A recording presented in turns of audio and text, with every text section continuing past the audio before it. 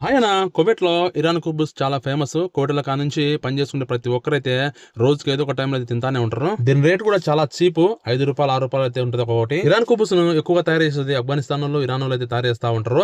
చూడండి ఎలా తయారు చేస్తున్నారో. ఇదైతే ప్యూర్ గోధుమ పిండితో అయితే తయారు చేస్తారు. మట్టితో తయారు చేసినటువంటి ఒక పొయ్యి లాంటిదైతే ఉంటది.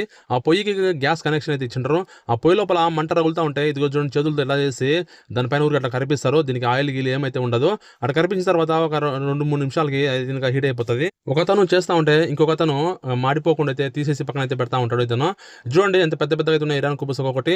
కువైట్‌లో చాలా మంది పనిచేసుకునే వాళ్ళు ఉంటారు కదా! వాళ్ళ కోసం అని చెప్పేసి చాలా తక్కువ రేట్‌కి అయితే కువైట్ గవర్నమెంట్ ఈ ఇరాన్ కుబూస్ అయితే పెట్టింది. ఇప్పుడు చలికాలం కాబట్టి కువైట్‌లో వీళ్ళకు తయారు చేసేటోళ్ళకైతే ఏమైతే ఉండదు. ఎండాకాలం మాత్రం చాలా దారుణంగా అయితే ఉంటది వీళ్ళ పరిస్థితి. ఎందుకంటే బయట ఎండ 50 డిగ్రీల ఎండ, అట్టే లోపల హీటుకు వీళ్ళైతే చెమటలు కారిపోతుంటాయి. కానీ మాత్రం వీళ్ళు మాత్రం అవి తయారు చేస్తానే ఉంటారు. నేనైతే 2 ఇరానీ కుబూస్ అయితే తీసుకున్నా. నాకు సరిపోతాయి. Thank you for watching.